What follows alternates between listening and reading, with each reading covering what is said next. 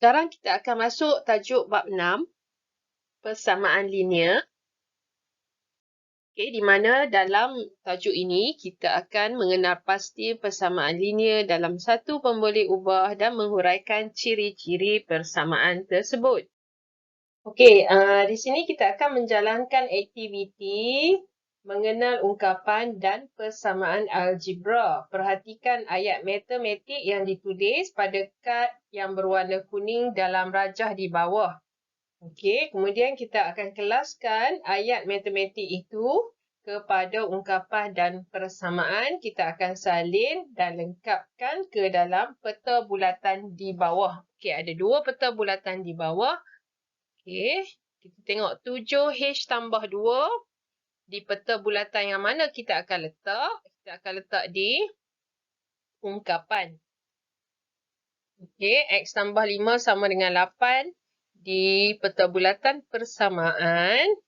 Seterusnya, Y per 2 tolak 10 sama dengan 10 dalam peta bulatan persamaan. K kuasa 2 tambah 1 sama dengan 6. 6P tambah 4Q sama dengan 9. X tolak 2Y per 3 sama dengan 7. 3M tambah 1 sama dengan 6N. Kemudian 5A kuasa 3 tolak 4 di peta bulatan ungkapan. Kemudian 3H tolak 1 sama dengan 5K. Dan akhir sekali X tambah 2 di peta bulatan ungkapan. Jadi macam mana kita nak masukkan ke dalam peta bulatan ungkapan dan persamaan? Mungkin kamu boleh perasan di sini kenapa kita letak di peta bulatan persamaan dan kenapa kita letak kad di peta bulatan ungkapan. Okey, kita letak di peta bulatan persamaan sebabnya di sini ayat matematik ini mengandungi simbol sama dengan. Simbol sama dengan. Semua mengandungi simbol sama dengan. Okey, yang cikgu bulatkan yang berwarna dengan pen yang berwarna merah. Okey. Semua ayat matematik yang mempunyai tanda sama dengan adalah persamaan. Dari slide sebelumnya, kita telah pun pelajari tentang persamaan dan ungkapan.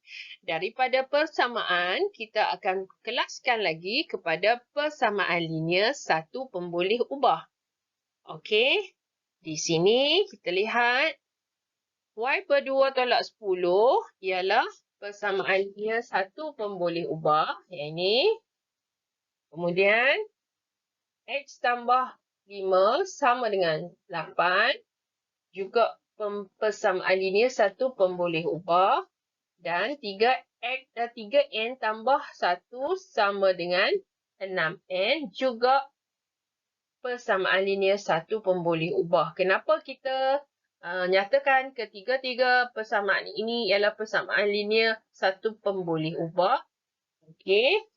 Ciri untuk menjadikan persamaan linear satu pemboleh ubah mestilah hanya mempunyai satu pemboleh ubah sahaja. Kita tengok kad di sini, dia hanya ada pemboleh ubah dia Y sahaja. Kemudian X sahaja. Kemudian N sahaja. Ini adalah sebutan yang serupa. N dengan N, sebutan yang serupa. Tetapi masih mempunyai satu pemboleh ubah. Dikira sama. N dengan N ni sebutan yang serupa. Jadi, masih mempunyai satu pemboleh ubah. Dikira sebagai satu pemboleh ubah. Sama, sebutan serupa. Dan kuasa setiapnya ialah, setiap samaan ialah satu. Okey. Maka untuk menjadi persamaan linear dalam satu pemboleh ubah mesti memenuhi kedua-dua syarat yang cikgu nyatakan di sini. Okey, kemudian apa persamaan yang lain ni pula apa? Okey, K kuasa 2 tambah 1 sama dengan 6. Okey. Kuasa tertinggi dia di sini, ni kuasa tertinggi dia ialah 2. Jadi ia bukan persamaan linear satu pemboleh ubah. Okey, di sini pula kita dapati dalam satu persamaan, ada dua pemboleh ubah iaitu X dan Y. Jadi dia bukan persamaan linear satu pemboleh ubah. Okey, kerana dia mempunyai dua pemboleh ubah iaitu X dan Y. Seterusnya, 6P tambah 4Q pun sama, bukan persamaan linear satu pemboleh ubah kerana persamaan ini mempunyai dua pemboleh ubah iaitu P dan Q. Seterusnya, 3H tolak 1 sama dengan 5K. Juga bukan persamaan linear satu pemboleh ubah kerana persamaan ini mempunyai dua pemboleh ubah iaitu H dan K. Okey, seterusnya persamaan ini dikenali sebagai persamaan linear dalam satu pemboleh ubah. Kita tengok persamaan di sini. X tambah 5 sama dengan 8. Di mana kita mempunyai satu persamaan satu pemboleh ubah sahaja iaitu X. Dan kuasa tertinggi bagi X ialah 1. Dan ada juga tanda persamaan. Jadi memenuhi ketiga-tiga syarat. Maka ini adalah persamaan linear satu pemboleh ubah. Okey, lihat contoh 1. Terangkan sama ada persamaan yang berikut ialah persamaan linear dalam satu pemboleh ubah atau bukan. Okey, kita lihat soalan 1A. Okey, di sini ada X sahaja dan kuasa tinggi X ialah 1. Jadi, dia adalah persamaan linear kerana persamaan ini mempunyai satu pemboleh ubah iaitu X dan kuasa tertingginya ialah 1. Okey, bahagian B pula.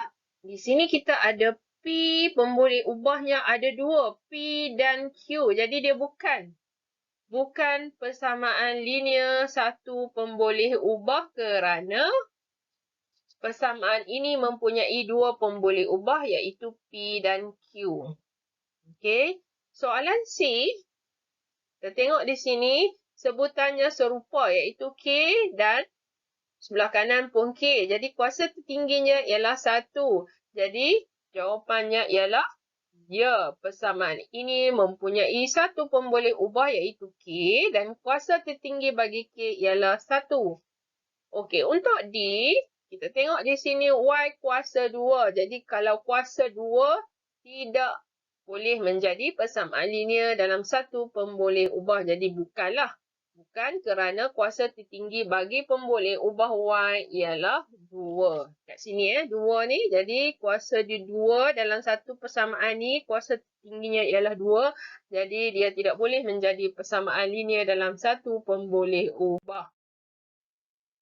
Okey, sebelum cikgu terang lebih lanjut, kita tengok di sini.